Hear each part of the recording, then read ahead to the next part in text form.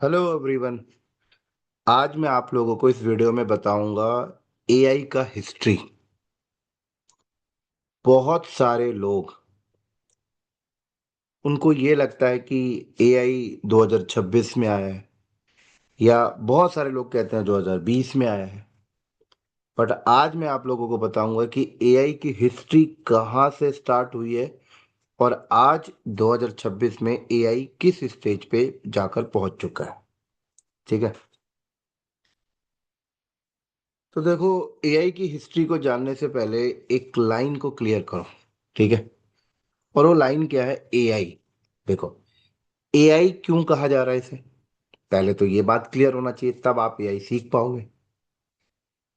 A for artificial, I for intelligence.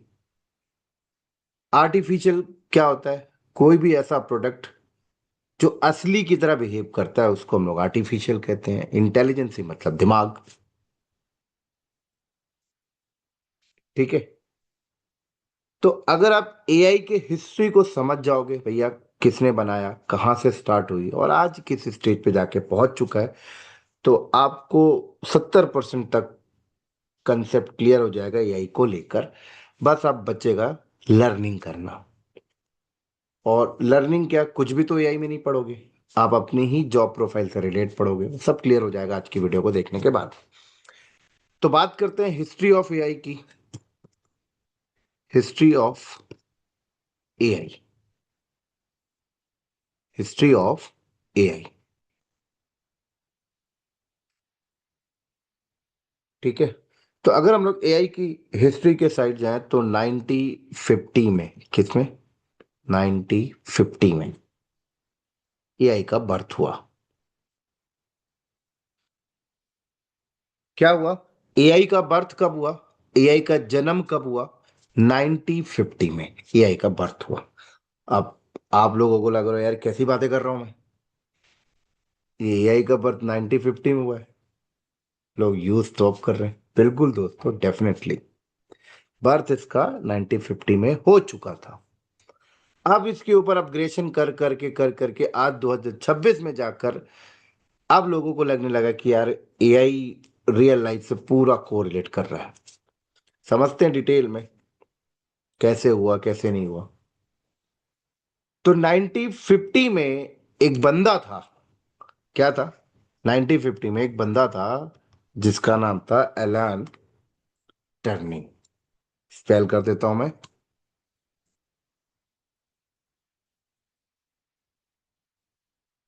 Elon turning ये बंदा था।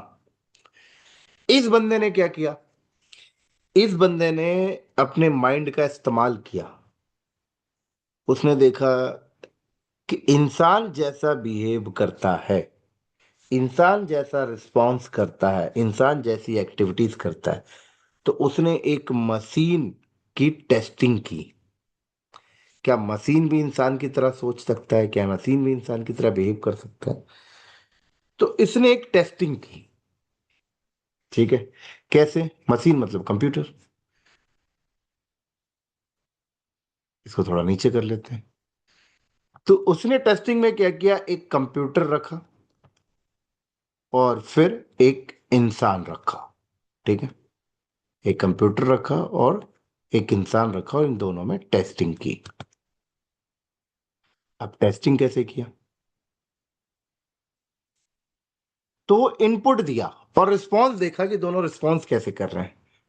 तो इंसान को इनपुट दिया उसकी लैंग्वेज में और मशीन को इनपुट दिया कीवर्ड में, टेक्स्ट में, और देखा रिस्पॉन्स कैसे आ रहा है। अगर दोनों के रिस्पॉन्स मैच कर रहे हैं, जैसे इसको बोला हेलो और इसने रिस्पॉन्स कर दिया, इसको टेक्स्ट में हेलो बोला उसने रिस्पॉन्स कर दिया, तो एलान टर्निंग को क्या लगा कि ये मशीन भी इंसान की तरह बिहेव कर रहा है। तो ये मशीन क्या हो गया? Artificial intelligence. ठीक है। इतना समझ आ गया। तो यहीं से 1950 से एआई की बर्थ हो चुकी है, मतलब एक मशीन इंसान के दिमाग की तरह काम करने लगा है, बट उतना नहीं कर पा रहा है कि हर काम को कर ले। है ना? तो फिर इसने इसके साथ एक और बंदा इन्वॉल्व हुआ जिसका नाम था जॉन मैकार्टी। स्पेल कर देता हूँ।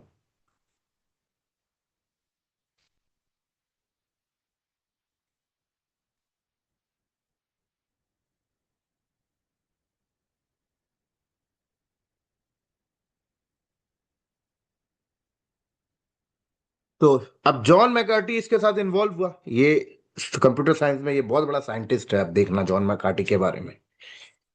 इसके साथ इन्वॉल्व हुआ।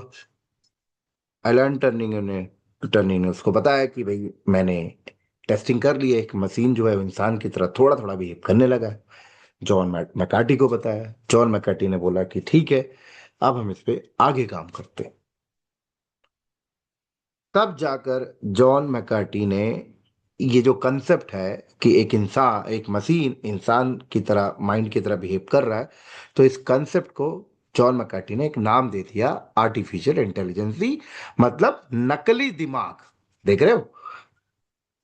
और फिर बोला, जॉन मैकार्टी ने अपने कुछ डेवलपर के साथ मिलकर, साइंटिस्ट के साथ मिलकर इस पे काम करना स्टार्ट कर दिया कि अब थोड़ा इसको और इम्प्रूव करते हैं और इनहेंस करते हैं। एक मशीन इंसान के दिमाग की तरह तो काम कर रहा है, बट उतने अच्छे तरीके से नहीं कर रहा है, इसमें और वर्क करते हैं। अभी लग गए काम करने। ठीक है। तो 1950 से 1950 से लेकर 1960 तक बहुत मेहनत इन्होंने की। बहुत मेहनत की कि एक मशीन को इस तरीके से तैयार कर दिया जाए कि पूरा इंसान की तरह वो बिहेव करे। जैसे कि इंसान सोच सकता है, इंसान एक्शन ले सकता है, इंसान कार ड्राइव कर सकता है। बहुत सारी चीजें होती हैं ना। इंसान के पास थिंकिंग होती है, कंडीशन के हिसाब से एक्शन लेता है। बहुत मेहनत की इन्होंने 10 साल, जॉन मैकार्टी और उसकी टीम मिलकर। लेकिन फाइनल रिजल्ट आया कि भैया ये इम्पॉसिबल है कि एक मशीन इंसान की तरह काम तो कर सकता है, बट फुल्ली नहीं कर सकता। फुल्ली मतलब फुल उसकी तरह नहीं कर सकता। जैसा एक इंसान काम करता है, मशीन उसकी तरह नहीं कर सकता। ये इम्पॉसिबल है। ये 10 साल मेहनत करने के बाद इनको पता लगे। क्यों भैया? एक मशीन को तो आप एक डोमेन वाला काम करवा सकते हो ना, कि भैया वो किसी पर्टिकुलर पार्ट पे एक्सपर्ट है, वो उस चीज का आर्टिफिशियल इंटेलिजेंस वर्क कर रहा है। बट जब कुछ नया एरर आ जाता है तो वो सोच नहीं पा रहा। ठीक है। क्योंकि इंसान तो अपनी माइंड का इस्तेमाल करता है। ठीक है। उसके पास हिस्ट्री ऑफ डेटा होते हैं, उनके हिसाब से एक्शन लेता है। तो 10 साल में इनको पता लगा कि ये भैया इम्पॉसिबल है। तो अब इन्होंने क्या किया? अब इन्होंने बोला कि एक मशीन को हम इतना ज्यादा इंटेलिजेंट नहीं बना सकते कि वो एकदम इंसान के दिमाग की तरह रहे, बट ऐसा तो कर सकते हैं कि एक एक पार्ट पे एक्सपर्ट बना सकते हैं। तो बिल्कुल। तब 1970 में इन्होंने सिस्टम को एक्सपर्ट बनाया। 1970 में क्या किया? एक्सपर्ट सिस्टम कंसेप्ट लॉन्च किया। अब एक्सपर्ट सिस्टम का मतलब क्या था?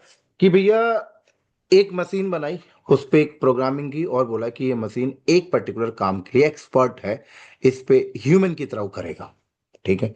दूसरी मशीन तैयार की और उन्होंने बोला कि ये मशीन इस पर्टिकुलर काम के लिए परफेक्ट है, ह्यूमन की तरह काम करेगा। जैसे कि फॉर एग्जांपल हम लोग अगर मेडिकल में देखें तो एक्सरे। तो एक्सरे मशीन क्या कर रहा है? वो आपकी बॉडी के पार्ट का एक्सरे कर रहा है, उस पर एक्सपर्ट है। आप उसमें ह्यूमन की रिक्वायरमेंट नहीं पड़ रही है, बट वो अदर काम नहीं कर पा रहा। X Y Z. तो इस तरीके से एक एक चीज को एक्सपर्ट कंसेप्ट इन्होंने लॉन्च करा। बहुत सालों तक चलता रहा। और इस तरीके से फिर आपने देखा कि आईटी की दुनिया में भी बहुत सारी डिवाइसेस आई, सीसीएनए के जो सिस्को राउटर्स, कंप्यूटर्स। ठीक है। बहुत सारी चीजें मार्केट में है, जो एक एक डिवाइसेस हैं जो ऑटोमेटिक चालू हो रही हैं, ऑटोमेटिक बंद हो रही हैं, ऑटोमेटिक वर्क कर रही हैं, एक्सपर्ट की तरह काम कर रहा है एक। लेकिन कंप्लीट एक इंसान के दिमाग की तरह नहीं कर रहा, बट किसी पर्टिकुलर पार्ट पे एक्सपर्ट। ठीक है। फिर उसके बाद आगे और आगे बढ़े। अब आ गया 1990। और यहां पर आया मशीन लर्निंग। क्या आया? Machine learning and data mining आ गई।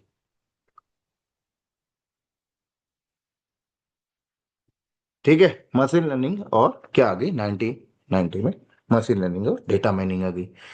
तो भैया डेटा को कलेक्ट करने लग गए, उस पर फिल्टरिंग करने लग गए।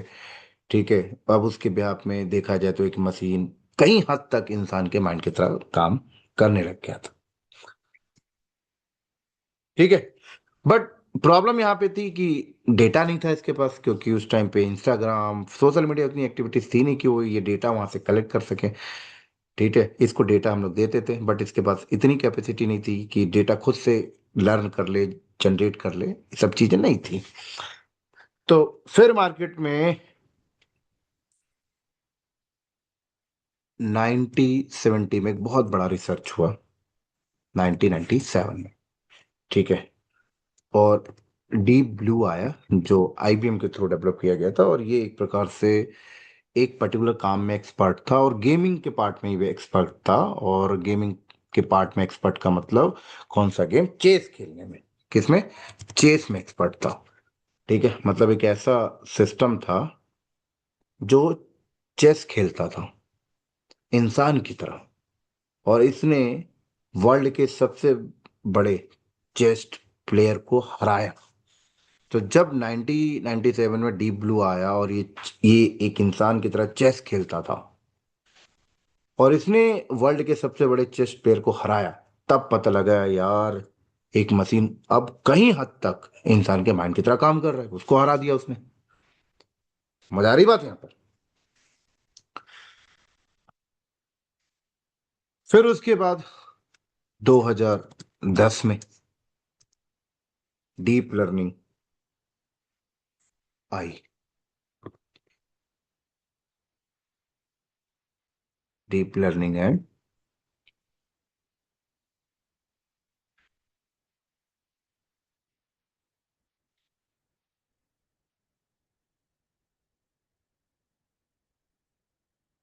डीप लर्निंग एंड रिवॉल्यूशन आई। ठीक है, जो कई हद तक इंसान के ब्रेन की तरह काम करने लगा, क्योंकि ये इनपुट ले रहा था, फिर हिडन प्रोसेसिंग करता था, फिर आउटपुट भी देता था इंसान के दिमाग की तरह। ठीक है, इसी को कहा गया, ये पूरा का पूरा ह्यूमन ब्रेन की तरह था, इसलिए इसको कहा गया डीप लर्निंग रेवोल्यूशन। ठीक है, अब इसमें क्या था कि डेटा इसके पास बहुत कुछ आ चुका होता है, क्योंकि इस समय इंस्टाग्राम, आपको यूट्यूब, फेसबुक, गूगल फोटो, फिर जीपीयू, ये सब कंसेप्ट आ चुके थे। तो ये चीजें इसको इसको एक हैशटैग नाम दिया गया, डीप लर्निंग एंड रेवोल्यूशन। ठीक है, तो देखो धीरे धीरे कैसे कैसे एआई की हिस्ट्री और आगे बढ़ते गए हम लोग। फिर उसके बाद 2020 में एआई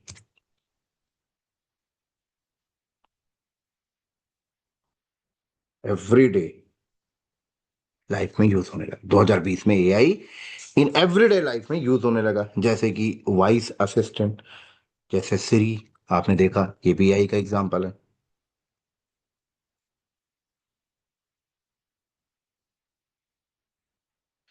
ठीक है, वॉइस असिस्टेंट एग्जांपल में ले लो तो सिरी, है ना। सिरी को आप कुछ बोलते तो रिस्पॉन्स कर देता था, है ना। आपके पास आईफोन है तो आपको जरूरी नहीं कि आपको ऐप ओपन करना, सिरी को बोल देते तो ओपन कर देता था, तो ह्यूमन दिमाग की तरह तो कर ही रहा है। तो ये एग्जांपल है।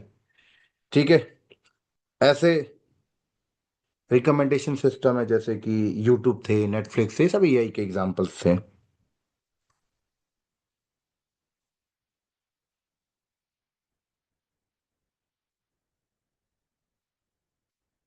जैसे एग्जांपल अगर हम लोग देखें तो यूट्यूब एंड नेटफ्लिक्स।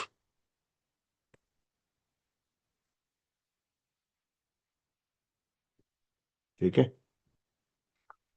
और थोड़ा आगे बढ़े एग्जांपल देखें तो maps and navigations,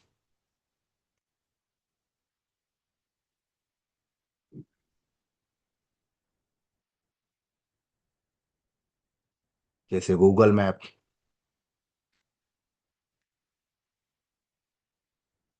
e commerce, Amazon, Flipkart, ये सभी एक एग्जांपल। तो 2020 में ये सारी चीजें यूज होने लग गई थी। और आज अगर हम लोग देखें 2026 है, आज 2026 की अकॉर्डिंग देखे तो एआई बुरा का बुरा मार्केट कैप्चर कर चुका है 2026 में, अगर हम लोग देखें। ठीक है। तो 2026 में कहा जाता है कि भैया आपको कोई भी काम करना है तो अब आपको ह्यूमन को ऑर्डर देने की जरूरत नहीं है। ऐसे सिस्टम तैयार हो चुके हैं कि आप सिस्टम को बोलिए, वो आपके लिए काम करके देगा। जैसे आप इंसान काम करके देता था, वैसे एक सिस्टम काम करके देगा। तो 2026 में अगर हम लोग देखें, तो मान लो अगर मुझे ईमेल लिखना है, या मुझे ब्लॉग्स बनाने हैं, ठीक है, या मुझे डेवलपमेंट कोई सॉफ्टवेयर बनाने के लिए कोड जनरेट करना है, या मुझे कोई वीडियो बनाना है, या मुझे कोई यूट्यूब थंबनेल्स चाहिए। मान लो अगर मेरी एक कंपनी है, ठीक है, और मेरी कंपनी में ब्लॉग्स बनाने पड़ते हैं, ईमेल राइट करना पड़ता है, डेवलपर को मैं ऑर्डर देता हूँ कोड लिखने के लिए, ठीक है, इमेज डेवलप करने के लिए, कुछ वीडियो यूट्यूब में डालता हूँ तो थंबनेल बनाने के लिए, तो मैं किसी इंसान को ऑर्डर दे रहा था ना कल तक। वो इंसान मैं हायर करके रखता था। आज आपको जरूरत नहीं है, एक सिस्टम है, उसको आप ऑर्डर दे दीजिए, ऑर्डर दीजिए, वो ह्यूमन की तरह, ब्रेन की तरह आपको आपके लिए काम करके देगा। ठीक है। तो 2026 में सब कंटेंट को जनरेट करने के लिए पहले ह्यूमन बैठा होता था, आज कंटेंट को जनरेट करने के लिए सिस्टम है, जिसको हम लोग कहते हैं जनरेटिव एआई। सुना होगा आपने ना, जनरेटिव एआई। ये क्या करता है? कंटेंट क्रिएशन के लिए यूज होता है। और अगर हम लोग देखें कि ऐसे कौन से एआई मॉडल हैं, सिस्टम हैं जो कंटेंट जनरेट करके आपको देते हैं, तो ये चैट जीपीटी फेमस है। ठीक है। सेकंड अगर हम लोग डेली, सब फेमस है। ब्लॉग्स जनरेट करके दे देंगे, ईमेल जनरेट करके दे देंगे। क्या क्या जनरेट करने के लिए यूज होता है? जैसे ब्लॉग जनरेट करना है तो आप कर सकते हो, ईमेल आपको बॉस को भेजना है, आप जनरेट कर सकते हो, कोई आपको डेवलपमेंट लिखना है, कोड जनरेट करना है, तो आप कर सकते हो। ठीक है। मान लो मैं डेवलपर हूँ, मुझे कोडिंग करना है, अब मुझे कोड की स्किल्स नहीं पता, तो मैं ये जनरेटिव एआई को बोल दूंगा, मेरे लिए कोड जनरेट करके दे देगा। इमेजेस कुछ मुझे जनरेट करना है तो इमेजेस मेरे लिए जनरेट करके दे देगा। ठीक है ना, मुझे कुछ वीडियो को एडिट करना है तो वो मुझे वीडियो एडिट वगैरह करके दे देगा। ठीक है। मुझे कुछ यूट्यूब के थंबनेल वगैरह चाहिए तो ये करके दे देगा। तो मैं आपको एग्जांपल बता देता हूँ, मैं 2019 से ना यूट्यूब में वीडियो डालता हूँ। ठीक है।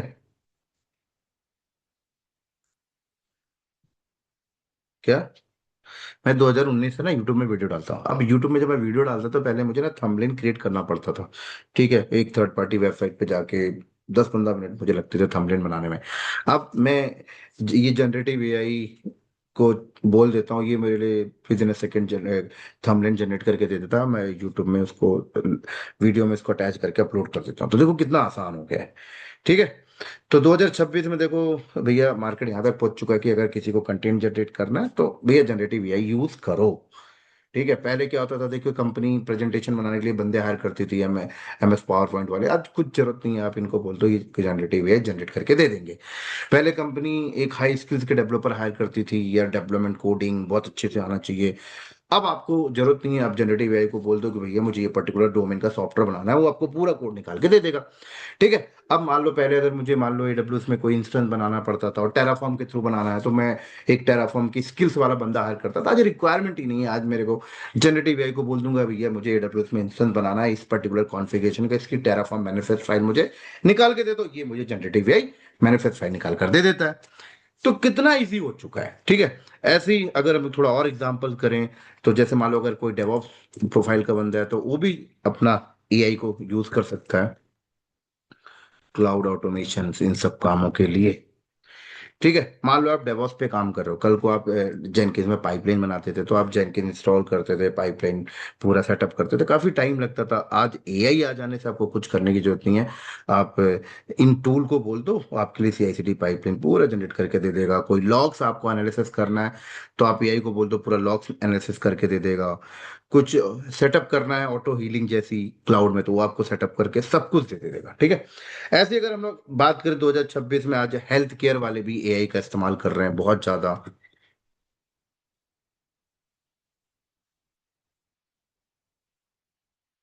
ठीक है।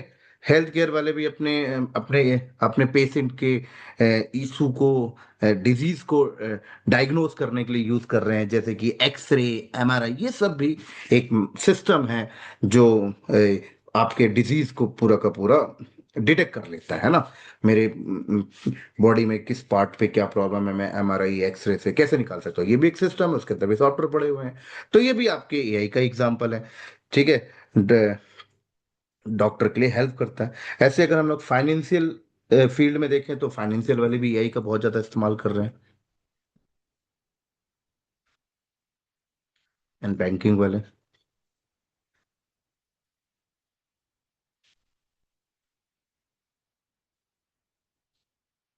अब ये कैसे कर रहे हैं? अब ये देखो, ये फ्रॉड डिटेक्शन के लिए कर रहे हैं, है ना। ऐसा सिस्टम लगा दिया जो फ्रॉड डिटेक्शन कर लेता है ऑटोमेटिक।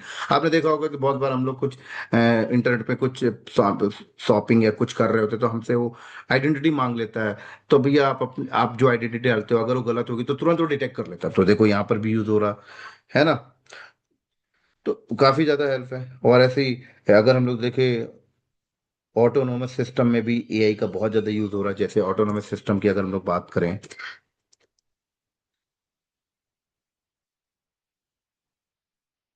सेल्फ ड्राइविंग,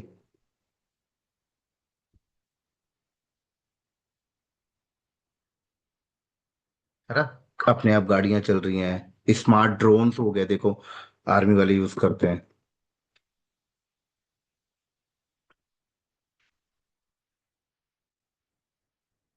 तो आजकल आप लोग देखो तो 2026 में एआई ने बहुत ज्यादा मार्केट को कैप्चर कर लिया है हर फील्ड में, है ना।